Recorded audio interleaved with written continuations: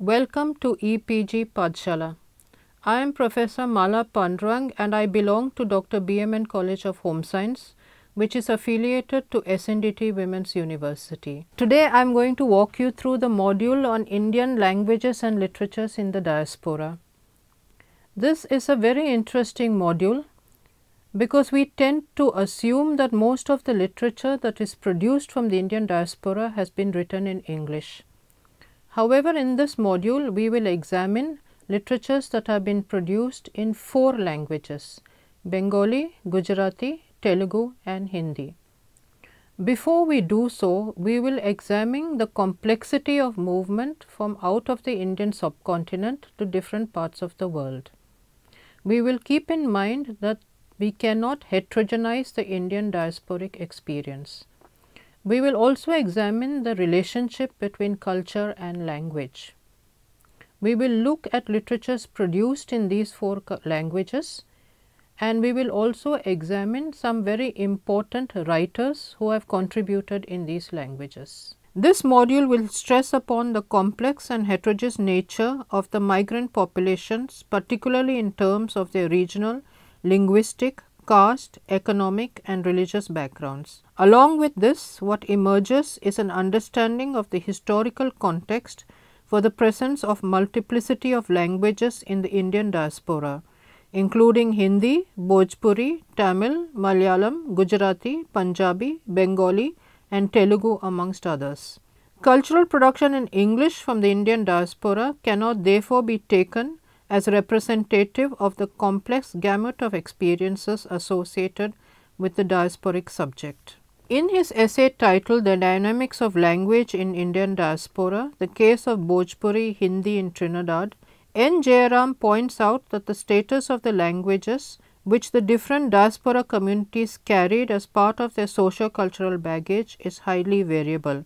He explains how in a location like Jamaica, Indian diasporics have lost their ancestral language, while on the other hand in locations like Mauritius, Fiji, Suriname, a local dialect of Bhojpuri is used in formal spheres and standard Hindi in religious and cultural domains. Social linguists have pointed out to how language will inevitably undergo changes over time and in contact with other dialects and cultures. On the other hand, there are attempts by contemporary communities to revive the use of ancestral language by adopting innovative teaching programs via direct teaching as well as the internet. While young children are taught linguistic as well as cultural and religious heritage through classes on weekends, young adults and adults use internet resources. The global outreach of Bollywood is also an important factor to be considered for the powerful role it plays in creating familiarity with Hindi as a language.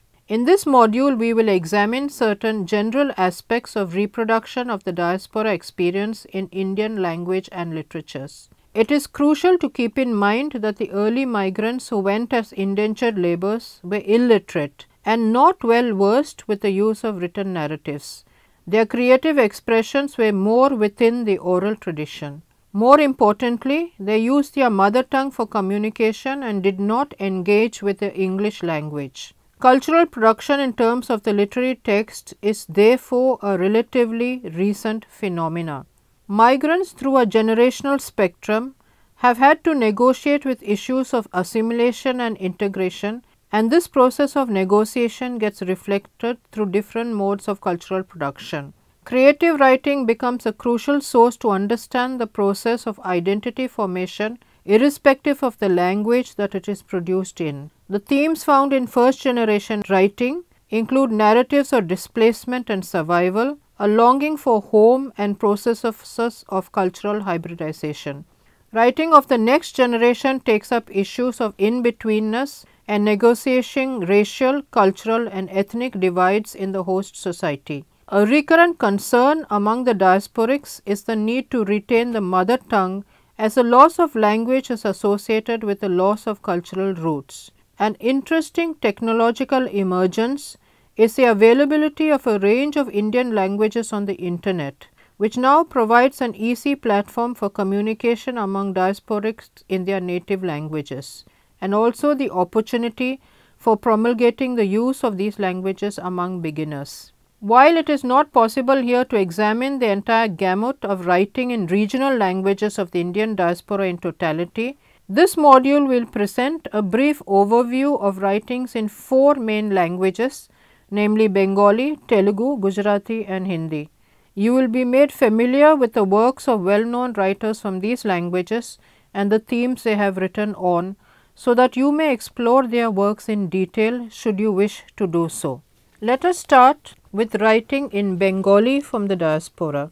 Writers from both India and Bangladesh who speak and creatively engage with Bangla Bhasha in the diaspora are growing in numbers, particularly in the United Kingdom, United States and Canada. Most of this writing circulates within the diaspora or is confined to the Bengali speaking population in India and Bangladesh. Two of the main reasons for its limited reach are the paucity of translations available from Bangla to English and other languages, and the resistance of the publishing industry to buy translation rights for the regional language writing. Fortunately, with the internet revolution, a considerable amount of writing in Bangla from the various diasporas is available today.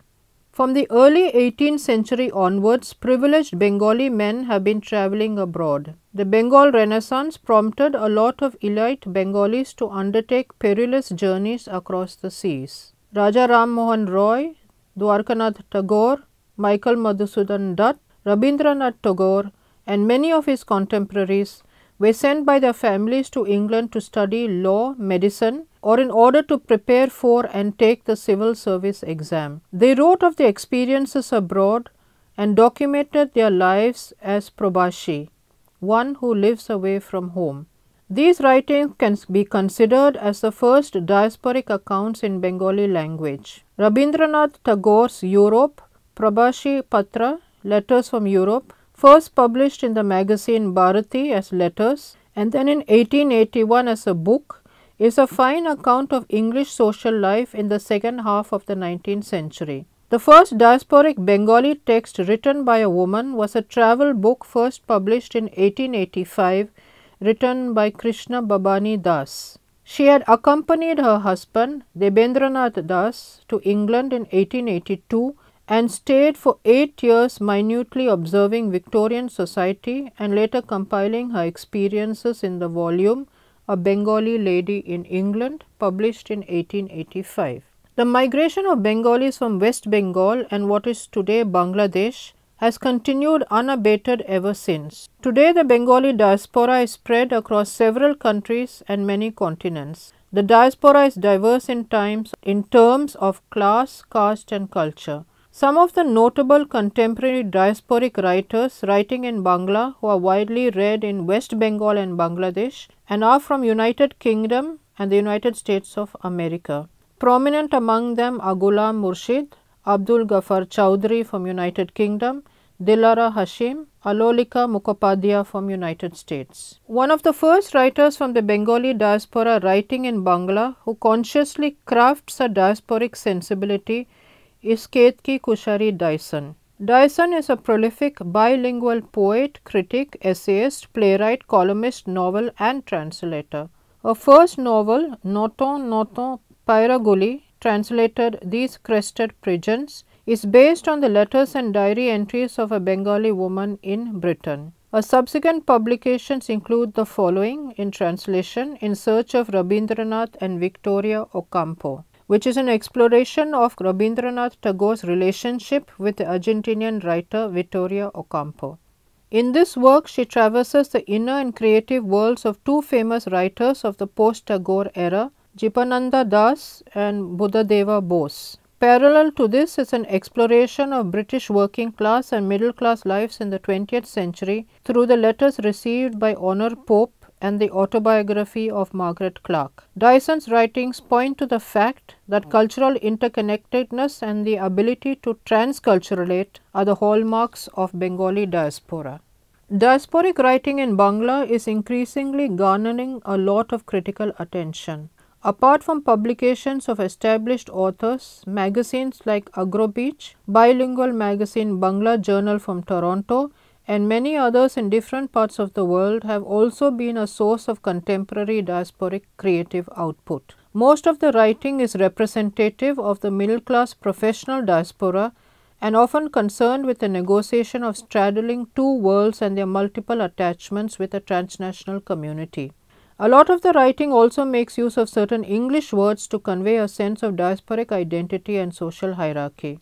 Bangla writing from the diaspora thus embraces several moments of modernity: displacement from and nostalgia for a homeland, ease of transition to the hostland as transnational subjects, interminable mixing and hybridization of cultural and people, easy connectedness to homeland and deep engagement with the hostland, cultural claim of belonging and negotiating ethnic identity in a furiously shrinking yet intensely fractured world. We will now come to the section where we will look at writing in Telugu from the diaspora. Though Telugu is primarily spoken in Andhra Pradesh and the Telangana states, parts of Tamil Nadu, Maharashtra, Karnataka, Orissa and Jharkhand also have Telugu speaking people.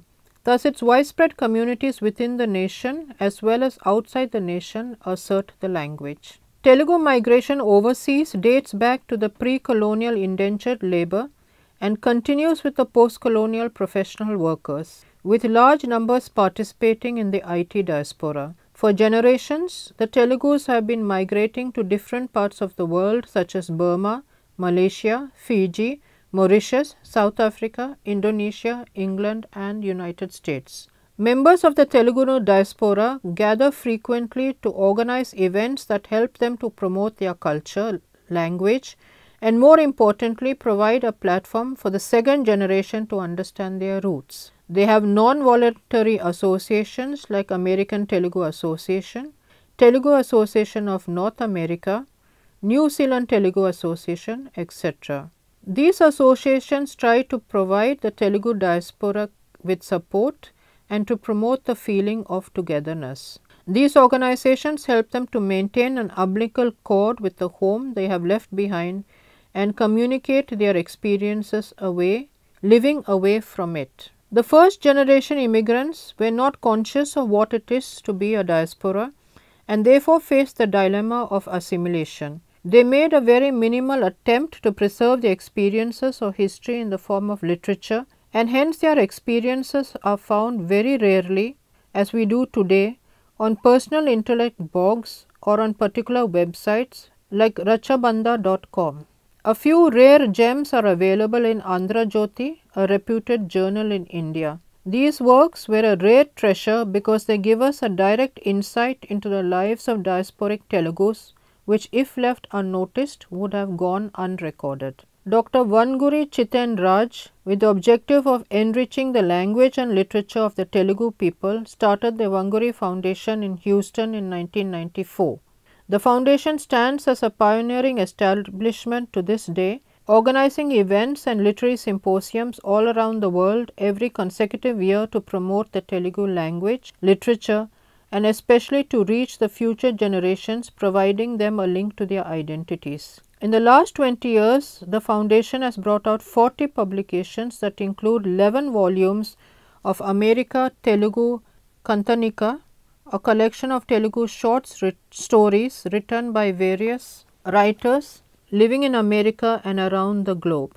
Most of the writers in the United States of America are not from just an academic background. They include doctors, engineers and entrepreneurs, and also housewives who are making an attempt to embellish the Telugu language through the literary narrative. Creative writers take up the themes that mostly deal with the conflicts of first and second generation values, dislocation, nostalgia, survival and the fight for an identity, as in Radhika Nori's Viluvalu or Values. Racial discrimination, New World customs, conflicts of the marriage system or some of the themes in Radhika Nori's Vidina Nidalu or Vanished Shadows. Chimata Karmala's Namarupalu or Identity delves into the diasporic's long-standing hope to get back to India at any point of their lives. The fear of losing one's language in a foreign land crops up in one way or the other. Some write about the experiences back in India and Indian society. Though most of the works deal with fictional writers, they reflect the reality of the diasporic people in the concerned countries. Nidadavolu Malati is another important writer worth mentioning about at this point of time. She is unique from the others as she makes an attempt to write both in Telugu and in English. She was a writer even before her migration to the United States. In addition, she translates Telugu diasporic works into English with an effort to give them global recognition. Most of the works written by the diasporic writers and their translations are available on her official website www.tulika.net with a hope to reach a wide audience.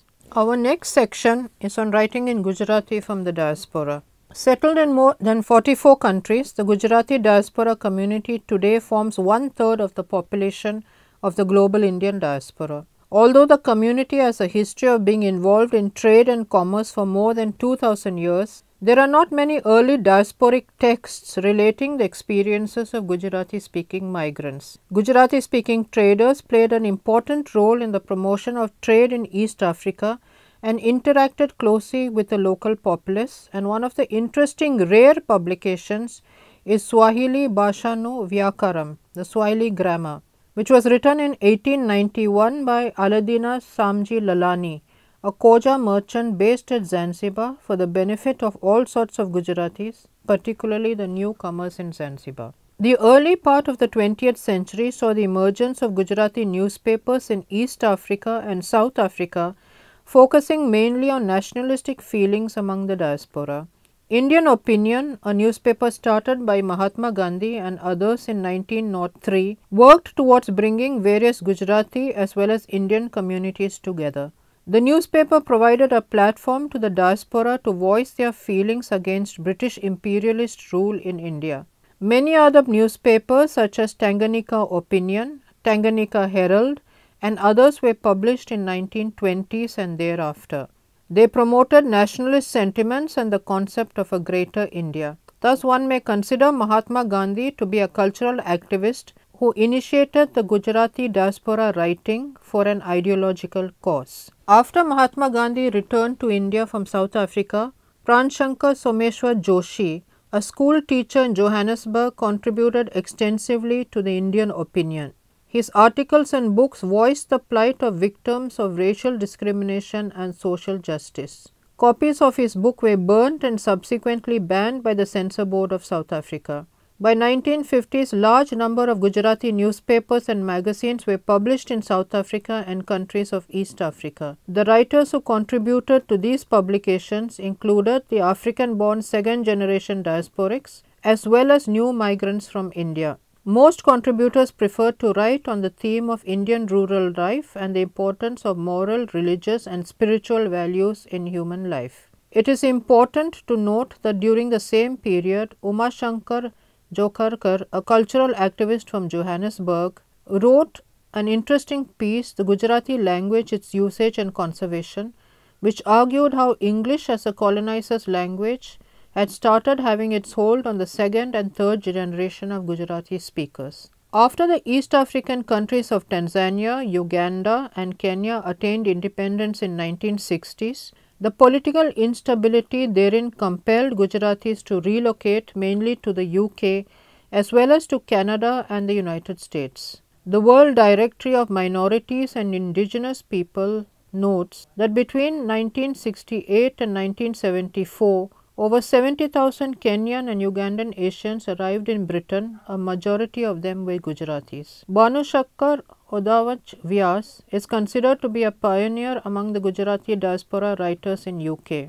His novels have been serialized in Asmita, a literary magazine published by Gujarati Literary Academy. It narrates the psychological experiences of an old couple who takes shelter in the house of the protagonist of the novel. Among Gujarati writers in USA, Panna Nayak addresses the issues of feminist concerns as well as diasporic themes in her writing. Her collections of lyrical poems, Pravesh, Philadelphia, Videshini, are among many others. Videshini are the reflections of a confessional poet. The poems in Videshini bring out the plight of a woman trying to negotiate between the two worlds, the one she has left and the one she has entered. Pravesh, the title of Nayak's maiden collection of poems, means entry. The poem voices our apprehension of entering into two unknown terrains, America and the world of poetry. The verbal images in some of the poems in this collection are suggestive of the sexual longing of a woman alone at home while her husband is away at work, a theme hitherto unexplored by Gujarati women writers in the 1980s. It is a matter of great concern for the diasporic community that increasingly younger members of the diaspora today prefer to speak and write in English rather than communicate in Gujarati. The Gujarati language, like other Indian regional languages, is losing currency among the current generation of diasporics. In order to promote the language, institutions like Gujarati Literary Academy in UK have been actively involved in preparing course material and textbooks. The Academy also has been publishing Asmita, a literary journal for more than 3 decades. Opinion, an online journal by Vipul Kalyani and Bhadra Vadgama from UK, as a special section on the diaspora. The Ratilal Chandera Foundation has created a website named Gujarati Lexicon, which provides an online digital dictionary for the Gujarati community. In the final section in this module, we will examine the importance accorded to Hindi as a language in different locations of the Indian diaspora. As mentioned in the introduction to this module, indentured labourers from Bihar and eastern Uttar Pradesh migrated to Mauritius, Trinidad, Tobago, Fiji, Suriname and Guyana, among other countries. As a large number of the labourers spoke and understood only Bhojpuri, this became an important linked language. However, in due course of time, the dialect became highly localized and different from the dialect of Bhojpuri spoken in India.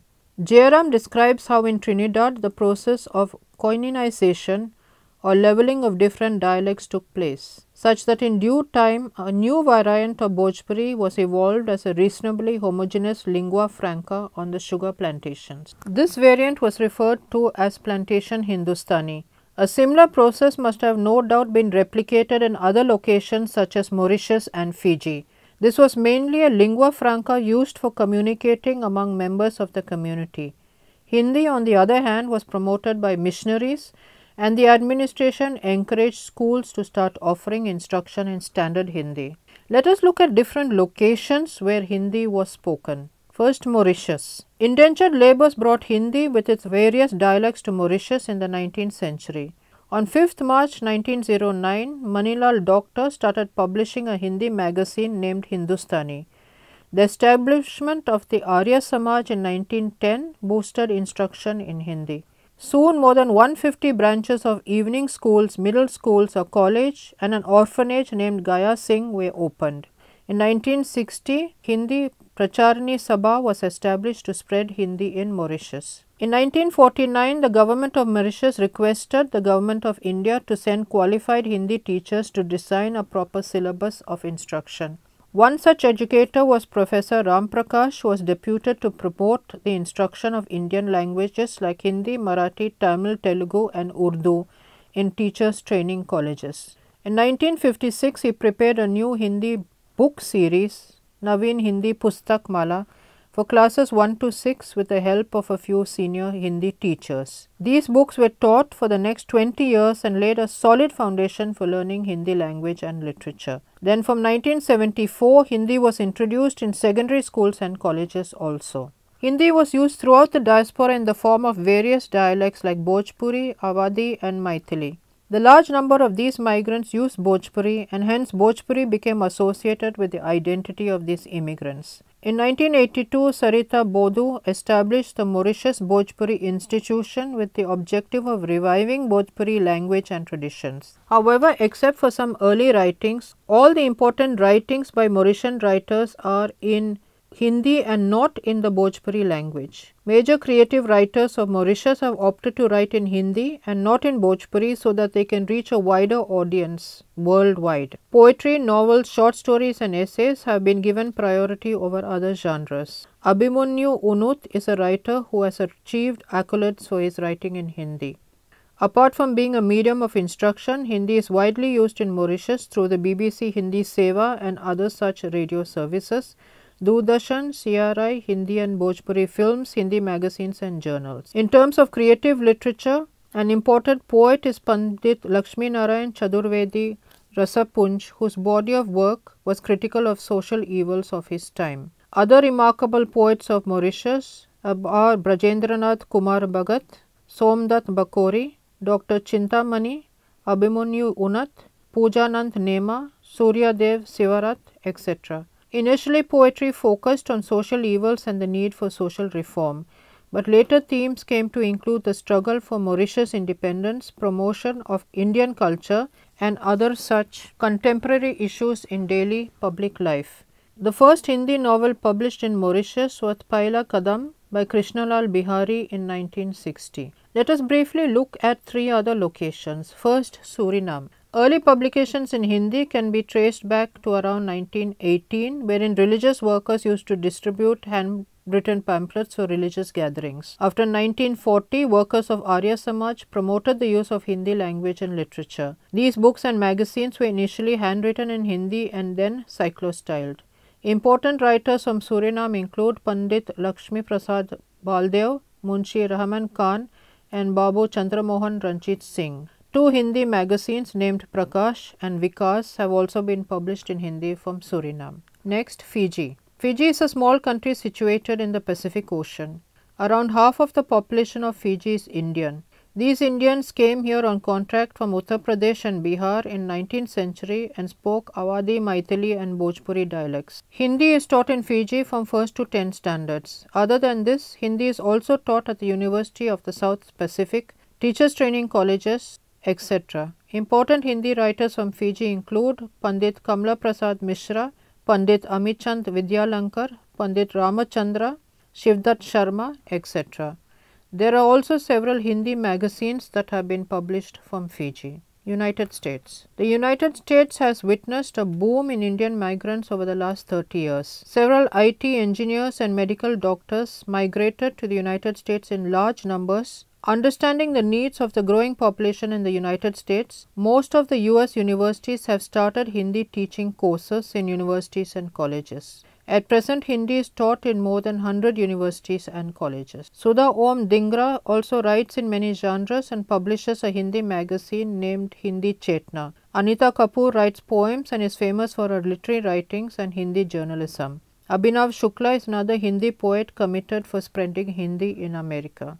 Great Britain. Like the United States, Great Britain also has many Hindi writers who contribute in different forms in Hindi literature. Indian Hindi writers living in Britain are Satyendranath Srivastava, Tejindra Sharma, Kavita, Divya Mathur, Kailash Budhwar, Archana Payuli, to name a few. Hindi is also used in the Gulf countries. We have writers there such as Krishna Bihari, who lives in Abu Dhabi, who writes poems, stories and novels and publishes a literary Hindi magazine named Nikat.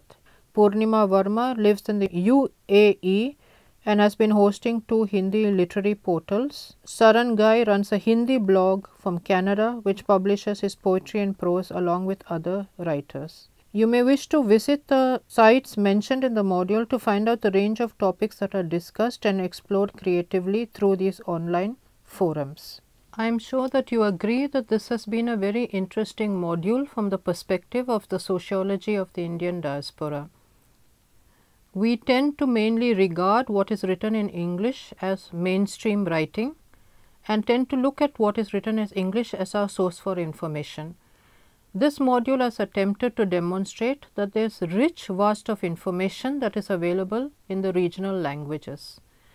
Regional literatures and languages have had a long history in the Indian diaspora, and what has been presented to you in the module is only the tip of the iceberg. We have touched upon only 4 languages in order to give you an idea of what you can explore further. You may, for example, want to look at Tamil writing from the Indian diaspora. That is another possibility.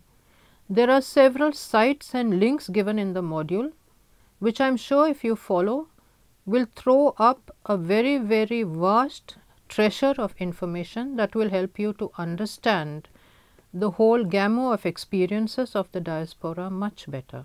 Thank you.